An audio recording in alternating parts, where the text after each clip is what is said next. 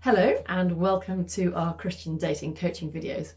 Today I want to talk about how to make long distance relationships work. Now, none of us ideally want a long distance relationship. We'd all rather be in a relationship with someone who lives locally to us and somebody who it's easy to see and connect with. But life isn't often easy and it's rarely that simple. And sometimes we may find ourselves drawn to somebody who's right for us, who doesn't live close by to us. The first thing to realise is that you can make a long distance relationship work, and also that a long distance relationship isn't something that is going to be permanent. It's only going to be for a season. So let's imagine that you've connected or contacted and you're in a relationship or starting a relationship with someone that lives a long way away from you. How can you make it work? There are a few principles I want to go through with you today. First of all, what type of relationship is it? Is it something that's quite casual, or is it something that's quite committed? It's good to establish that with the other person because it will affect how you both react to each other.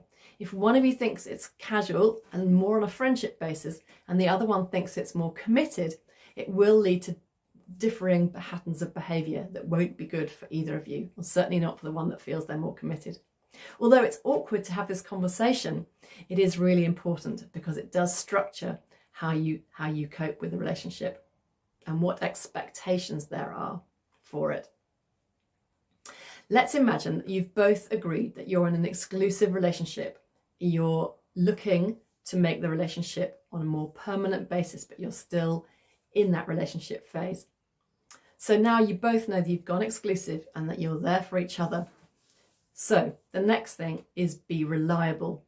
Now, it's obviously difficult to be spontaneous when you live a long way away from each other. But it's important that you are reliable to the plans that you've made. So if you've been looking forward to seeing somebody for, say, a month, and then at the last minute that arrangement is cancelled by the other person or by you, it can have a devastating effect. It's not so bad if you live close together because you can just arrange another thing another day. But if you live a long way away, it's very important that you are reliable. It's important to talk a lot because you're probably going to see less of each other. It's really important to communicate well and to work out the best forms of communication for you. I would say communicate in lots of different ways. We have amazing technology nowadays that allow us to communicate in so many different ways, whether over Skype, FaceTime, Zoom, Teams, email, letters, text messages, WhatsApps. Use them all and communicate frequently.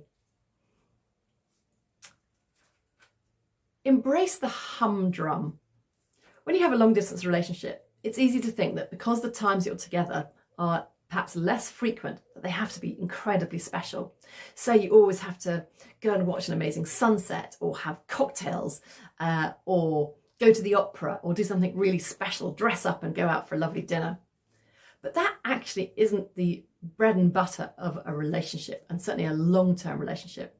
So it's important to do the more mundane things together as well. Go food shopping, do the washing up, prepare a meal together, do a Bible study together, cook, that sort of thing. Things that aren't necessarily terribly exciting, but they do form part of our everyday life. And it's important that you do those things together when you are together, even if you've only got a short amount of time together.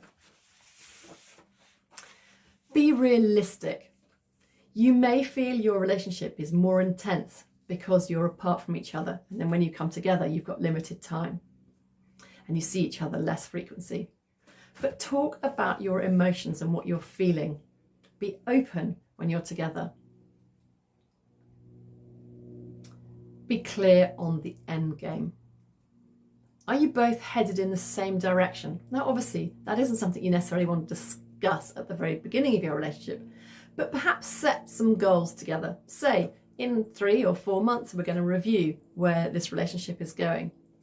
Because certainly what you don't want to do is be in a long distance relationship for years and years. That isn't a relationship that's going anywhere. So be clear on what you're both expecting and set some timescales where you can review the situation.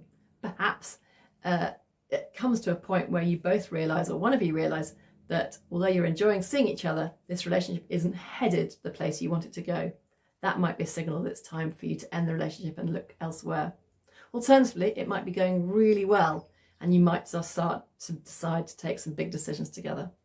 Again, communication is important. I hope those are helpful hints for things to help you maintain and have a good long distance relationship. If we can help in any way, or you'd like us to introduce you to people, please do get in touch. We're on 0208 088 3023. Thank you. Goodbye.